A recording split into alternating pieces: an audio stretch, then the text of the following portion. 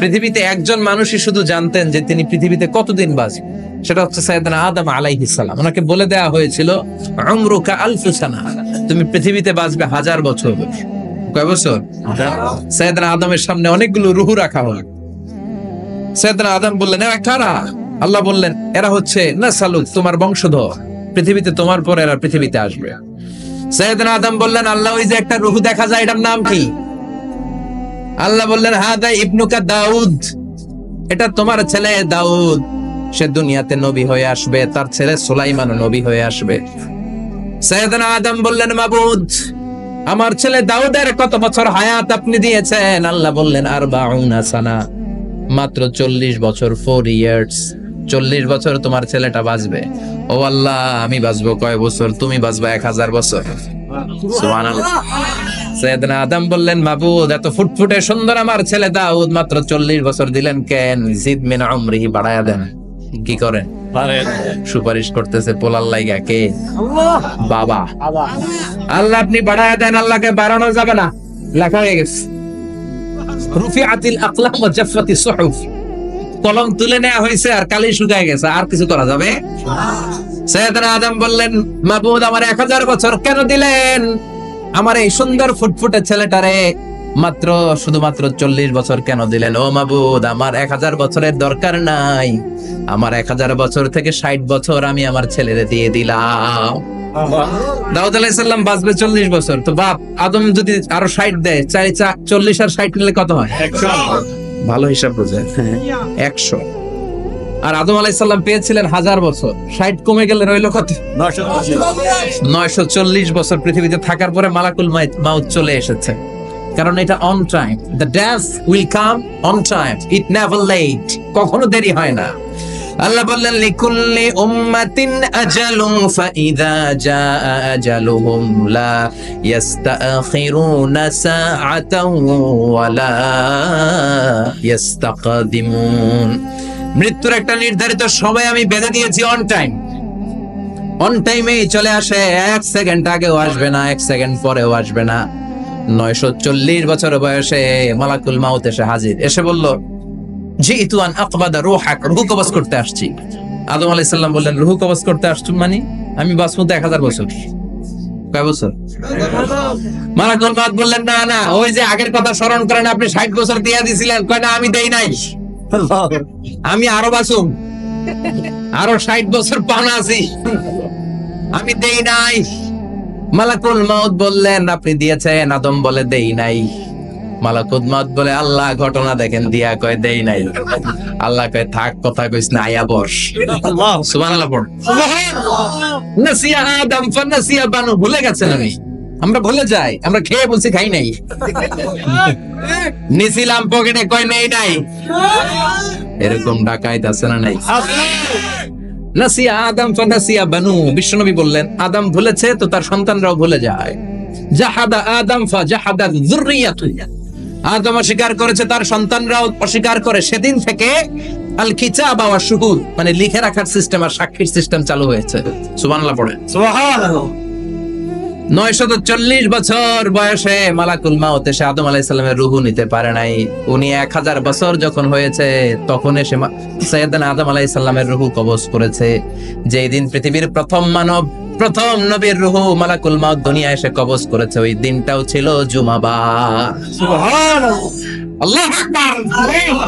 আবার বিশ্বনবী বললেন, লা তাকুমুস সাআ ইল্লা ফি ইয়াউমিল জুমআহ إذا زلزلت الأرض زلزالها وأخرجت الأرض أثقالها إذا رجت الأرض رجا وبست الجبال بسا। কিয়ামতের দিন পৃথিবীটাকে একটা প্রকম্পন দিয়ে কাঁপিয়ে দিবে কে? মারাত্মক একটা ঝাঁকুনি দিবে আল্লাহ, পুরো পৃথিবীটা কেঁপে ভেঙে চুরে খান খান হয়ে যাবে। এই ঝাঁকুনি আর আর্থকোয়েক, ভূমিকম্প এর ঘটনাটা যেদিন ঘটবে ওই দিনটাও হচ্ছে জুমার দিন। চিৎকার করে পড়েন সুবহানাল্লাহ। দারুণ দিন নয়? ফিহি খালাকাল্লাহু আদম, কালকের এই দিনটায়, এই জুমার দিনে আল্লাহ তাআলা সাইয়েদনা আদম আলাইহিস সালামকে তৈরি করেছে। সুবহানাল্লাহ। বিশ্বনবী বলেন লাম্মা খালাকাল্লাহু আদামা ওয়া কানা তুলুহু 60 যিরাআন, আল্লাহ তাআলা যখন আদম আলাইহিস সালামকে তৈরি করলেন 60 হাত লম্বা করে তৈরি করলেন। সুবহানাল্লাহ। আর আমরাও যারা জান্নাতে ঢুকবো আমাদের আকৃতি থাকবে 60 হাত লম্বা। মজা করে সুবহানাল্লাহ পড়তে পারলেন না? আল্লাহ সাইয়েদনা আদমকে তৈরি করলেন এই জুমার দিনে। আবার সাইয়েদনা আদম আলাইহিস সালামকে পৃথিবীর বুকে তিনি পাঠিয়ে দিয়েছিলেন এই জুমার দিনে। সুবহানাল্লাহ। কুলনা হাবিতু মিনহা জামিআ, O Adam go down with your wife, তোমার স্ত্রী হাওয়াকে নিয়ে পৃথিবীতে নাও। সাইয়েদনা আদম আলাইহিস সালামকে আল্লাহ তাআলা পাঠিয়েছিলেন শ্রীলঙ্কার একটা পাহাড়ে, অ্যাডামস পিক। ওখানে ঐতিহাসিকভাবে প্রমাণিত, এটা হাদিসে নেই, কুতুবুত তারিখে এসেছে। শ্রীলঙ্কা একটা পাহাড় আছে, কলম্বো থেকে অনেক দূর। ওই পাহাড়ের চূড়ায় সাইয়েদনা আদম আলাইহিস সালামের ফুটপ্রিন্ট আছে। ফুটপ্রিন্ট মানে পায়ের ছাপ। সুবহানাল্লাহ পড়ো। সুবহানাল্লাহ। এটারে বলে ফিঙ্গারপ্রিন্ট। এটারে কি বলে? ফিঙ্গারপ্রিন্ট। পায়ের গুলারে একজনের আঙ্গুলের ছাপের সাথে একজনের আঙ্গুলের ছাপের মিল নাই। শুধু তাই না, আমার এই আঙ্গুলের সাথে এই আঙ্গুলের ছাপের কোনো মিল নাই। আয়াহসাবুল ইনসানু আল্লান নাজমা ইযামা বালা কাদিরিনা আলা আন নুসাউইয়া বানান। আল্লাহ বলেন, গোলাম তুমি মনে করেছো তোমার হাড্ডি গুড্ডি পচে যাবে, তোমাকে আমি একত্রিত করে আবার বানাতে পারবো না? বানানো তো অনেক দূরের কথা, আমি তো তোমার আঙ্গুলের ছাপগুলো সংরক্ষণ করে রেখেছি। চিল্লায় পড়েন আল্লাহু আকবার। 1880 সালে স্যার ফ্রান্সিস গাল্টন নামে একজন বিজ্ঞানী, তিনি আবিষ্কার করেছেন যে আমাদের আঙ্গুলের ছাপগুলো আলাদা, ফিঙ্গারপ্রিন্ট আলাদা। এই 10টা আঙ্গুলের একটার সাথে আরেকটার কোনো মিল নাই। এই পৃথিবীতে যদি 600 কোটি মানুষ হয় তাহলে 6000 কোটি আঙ্গুল, একটা আঙ্গুলের সাথে আরেকটা আঙ্গুলের ছাপের মিল আছে? যারা সিগনেচার দিতে পারে না এরা কি দেয়? টিপসই দেয়। সুবহানাল্লাহ। সুবহানাল্লাহ। কি ম্যাজিক আল্লাহ আঙ্গুলে রেখে দিয়েছে, একটা আঙ্গুলের ছাপের সাথে আরেকটা আঙ্গুলের ছাপের মিল নাই। এখন এই বায়োমেট্রিক অথেন্টিকেশনের জন্য অনেক জায়গা দিতে হয়। ইমিগ্রেশন পাস করবেন, গিভ ইউর ফিঙ্গারপ্রিন্ট। ভিসা করবেন, Schengen visa, European visa, provide your fingerprint first. Canadian এম্বাসিতে গিয়েছিলাম, সব আঙ্গুলের আলাদা আলাদা ফিঙ্গারপ্রিন্ট রেখেছে। এখন এটা অথেন্টিকেশনের জন্য সিকিউরিটি পারপাস খুব গুরুত্বপূর্ণ। কিন্তু 1500 বছর আগে, 1880 মানে কি 200 বছর তো না, 200 বছর আগে বিজ্ঞানীরা আবিষ্কার করলো। 1500 বছর আগে সূরাতুল কিয়ামার ভিতরে ফিঙ্গারপ্রিন্টের কথা বলেছে কে? আল্লাহ। আর পায়ের টারে বলে ফুটপ্রিন্ট। এটা প্রাণীদের ক্ষেত্রে প্রযোজ্য, কারণ প্রাণীদের আঙ্গুল নাই, আছে? ওদের আছে পা। বাঘের কয় পা? কথা কয় না? 4 পা। বাঘের হাত কয়টা? হাত নাই, ওদের পা। ফলে ওদের ফুটপ্রিন্ট লাগে। সুন্দরবনে কয়টা বাঘ আছে এটার একটা হিসাব আছে। কি করে বলে, কেমন করে হিসাব করে? বাঘের কাছে যে গুনে, চেহারা তো একরকম, একটারে 3 বার গণবে। কথা কন, কিভাবে গণে তাহলে? বাঘসুমারি হয় কিভাবে? ফুটপ্রিন্ট, পায়ের ছাপ। একটা বাঘের পায়ের ছাপের সাথে আরেকটা বাঘের পায়ের ছাপের কোনো মিল নাই। আবার কাবা ঘরের পাশে একটা ছোট্ট জায়গা আছে, এই জায়গার মধ্যে রব্বুল আলামিন সব নবীদের পিতা সাইয়েদনা ইব্রাহিম আলাইহিস সালামের ফুটপ্রিন্ট রেখে দিয়েছেন। ওয়াত্তাখিযু মিম মাকামি ইব্রাহিম মুসাল্লা, সাইয়েদনা ইব্রাহিমের দাঁড়ানোর জায়গায় তোমরা নামাজের জায়গা করে নাও। আল্লাহু আকবার। সাইয়েদনা ইব্রাহিম আলাইহিস সালামের পায়ের ছাপ আছে কিন্তু মাকাম ইব্রাহিম। আর সাইয়েদনা আদম আলাইহিস সালামের পায়ের ছাপ আছে অ্যাডামস পিকে, শ্রীলঙ্কার ওই পাহাড়ে। তো যেদিন আদম আলাইহিস সালামকে আল্লাহ ওখানে পাঠিয়ে দিয়েছিলেন, ওই দিনটা ছিল জুমার দিন। সুবহানাল্লাহ নাই? সুবহানাল্লাহ। সুবহানাল্লাহ বাড়িতে যায় বলেন, চিল্লায় পড়েন আল্লাহু আকবার। এরপরে সাইয়েদনা আদমকে পাঠানো হলো শ্রীলঙ্কায়, সাইয়্যিদাতুনা হাওয়া আলাইহিস সালামকে পাঠিয়ে দেয়া হলো সৌদি আরবের জেদ্দা শহরে। আরবিতে জেদ্দা বা জাদ্দা মানে দাদি। জেদ্দাতুন বা জাদ্দাতুন মানে কি?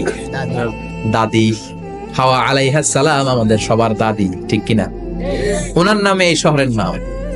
বছরের পর বছর সাইয়েদনা আদম আলাইহিস সালাম এবং হাওয়া আলাইহিস সালাম আল্লাহর কাছে ক্ষমা চাইলেন, আল্লাহ ভুল করে নিষিদ্ধ গাছের ফল খেয়েছি, তুমি মাফ করে দাও। আল্লাহ বললেন, আদম কয়েকটা কালিমা শিখিয়ে দেব, এই কালিমাগুলোর পরে আমার কাছে দোয়া করো, আমি কবুল করে নিব। আল্লাহু আকবার।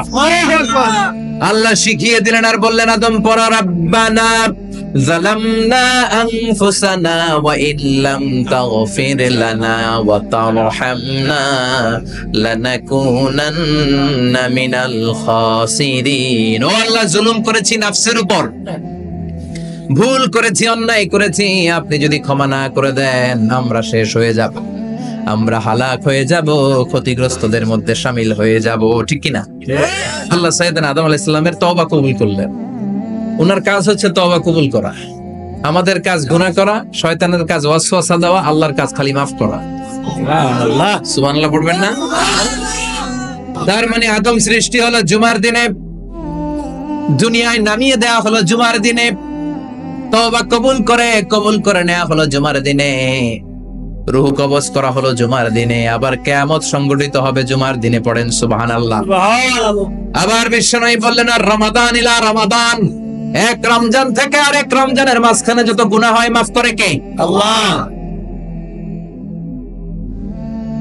তারপরে বিশ্বনবী বললেন, আল উমরাতু ইলাল উমরা, কেউ যদি একবার উমরা করে পরে আবার করলে দুই উমরার মাঝখানে গুনাহগুলো মাফ করে দেয় কে? আল্লাহ। আবার বিশ্বনবী বললেন, আল জুমআতু ইলাল জুমআ কাফফারাতুন লিমা বাইনাহুমা, এক জুমার পর থেকে সামনের জুমা আসা পর্যন্ত যে সগীরা গুনাহগুলো হয় সবগুলো সগীরা গুনাহ মাফ করে দেয় কে? রজব শাবানে বরকতে দাও, রমজান মাসে গুনাহ ঝড়াও, সপ্তাহ জুড়ে তুমি বরকতে দাও, জুমার দিনেতে গুনাহ ঝড়াও, রজব শাবানে বরকতে দাও, রমজান মাসে গুনাহ ঝড়াও, ঠিক কি না? তার মানে জুমার দিন গুনাহ মাফের দিন। সারা সপ্তাহে ভুল ত্রুটি অন্যায় যা করলাম জুমার নামাজের বদৌলতে সব গুনাহ মাফ করে দেয় কে? এই দামি দিনটাকে আল্লাহ ইহুদিদের দিতে চেয়েছিলেন, পায় নাই। আলহামদুলিল্লাহ কবেন না? আলহামদুলিল্লাহ। ইখতিলাফু, তারা ইখতিলাফ করে হারাইছে এটা। এই দামি দিনটা রব্বুল আলামিন নাসারাদেরকে দিতে চেয়েছিলেন, ফাখতালাফু, ওরাও ইখতিলাফ করে হারাইছে। এজন্য ইখতিলাফ ভালো জিনিস না খারাপ জিনিস? মারামারি ভালো জিনিস না খারাপ জিনিস? আর ঐক্য করা ভালো জিনিস না খারাপ জিনিস? ঐক্য করতে রাজি আছেন? ইহুদিদেরকে আল্লাহ দিতে চাইলেন, ইখতিলাফ করে হারাইছে, নাসারারাও হারাইছে। فجاء الله بنا فهدانا بهذا الدين, রব্বুল আলামিন এই দিনটা আমাদেরকে দিলেন, আমরা ইখতিলাফ করি নাই, বিশ্বনবীর হাতে হাত রেখে ঐক্য করে ঘোষণা দিয়েছি জুমার দিন আমাদের সাপ্তাহিক দিন। সুবহানাল্লাহ। বিশ্বনবী বলেন, ফাগাদান লিল ইয়াহুদ, সাপ্তাহিক আনন্দের দিন ইহুদিদের জন্য হচ্ছে শনিবার, ইয়ামুস সাbt, ওয়া বা'দা গাদ লিন নাসারা, আর খ্রিস্টানদের জন্য হচ্ছে রবিবার, আর আমাদের জন্য হচ্ছে শুক্রবার। চিল্লায় পড়েন আল্লাহু আকবার। তার মানে জুমার দিন, জুমাবারের মর্যাদা বেশি না কম? চিল্লায় বলেন বেশি না কম? জুমার দিন সকালবেলা ফজরের নামাজের পর থেকে ফেরেশতারা যতগুলো মসজিদে জুমা অনুষ্ঠিত হয় ওই মসজিদে ঢোকার প্রতিটা দরজার মধ্যে দাঁড়িয়ে থাকে। কারা কারা আগে আগে জুমার নামাজ পড়ার জন্য মসজিদে যায়, প্রত্যেকের নামগুলো একটা জান্নাতের রেজিস্ট্রি খাতার মধ্যে তুলে নেয়। এই নামগুলো স্পেশালি আল্লাহর কাছে পাঠানোর জন্য। সুবহানাল্লাহ কইবেন না? সুবহানাল্লাহ। ডানে বামে সামনে পেছনে যতগুলো দরজা, প্রতিটা দরজায় ফেরেশতারা বসে থাকে। কে আগে আসলো নাম তুলে দেয়। তুলতে তুলতে তুলতে তুলতে খতিব সাহেব যখন খুতবা দেওয়ার জন্য মিম্বারে যেয়ে বসে যায়, ফেরেশতারা তাদের খাতা বন্ধ করে তারাও খতিব সাহেবের সামনে জুমার খুতবা শোনার জন্য বসে যায়। পড়েন সুবহানাল্লাহ। প্রথম জুমার দিন জুমার মসজিদে যে ঢুকবে, বিশ্বনবী বললেন আল্লাহর রাস্তায় একটা উট কুরবানি দিলে যেই সওয়াব, এই সওয়াব আল্লাহ আমলনামায় দিয়ে দেয়। সুবহানাল্লাহ। দ্বিতীয় পর্যায়ে যে ঢুকে, বিশ্বনবী বললেন বাকারা, গরু কুরবানির সওয়াব পায়। তিন নম্বরে যে ঢুকবে, বিশ্বনবী বললেন কাবসা, হাদিসের ভাষায় এসেছে আল কাবাস, কাবাস মানে হলো বকরি, বকরি কুরবানির সওয়াব। চার নম্বরে যে ঢুকবে তার হচ্ছে দাজাজা, দাজাজা মানে মুরগি। পাঁচ নম্বরে যে ঢুকবে, বিশ্বনবী বললেন বাইদা, নোয়াখালীরা কয় বয়দা, আমরা কই আন্ডা, কুমিল্লায় কই ডিম। আছে না নাই? আছে। এক দেশের কত ভাষা, এক দেশের গালি আরেক দেশের বলি। আমরা বলি ছেলে, কুষ্টিয়ায় বলে পুত্র, আরেক জায়গায় গেলে বলে হুত, আরেক জায়গায় গেলে বলে ফোয়া। আছে না নাই? আছে। এক এলাকায় বলে বেটা ছেলে, ছেলেদেরকে বেটা ছেলে, মরদ ফোয়া, মরদ ফোয়া হদ্দে না, মরদ ফোয়া হদ্দে। আহা, কি ভাষার বৈশিষ্ট্য। তো যেটারে আমরা বলি ডিম, কথা বলে আন্ডা, কথা বলে বয়দা। তো এই বয়দা আল্লাহর রাস্তায় দান করে দিলে যেই সওয়াব, পঞ্চম ব্যক্তি ওই সওয়াব পাবে। এই 5 জনের পরে আর লেখালেখি নাই, বাকিদেরটা নরমাল এন্ট্রি করে সব ফেরেশতারা খুতবা শোনার জন্য বসে যায়। সুবহানাল্লাহ। সুবহানাল্লাহ। তো জুমার দিনে আগে আগে যাবেন তো ইনশাআল্লাহ। সবাই।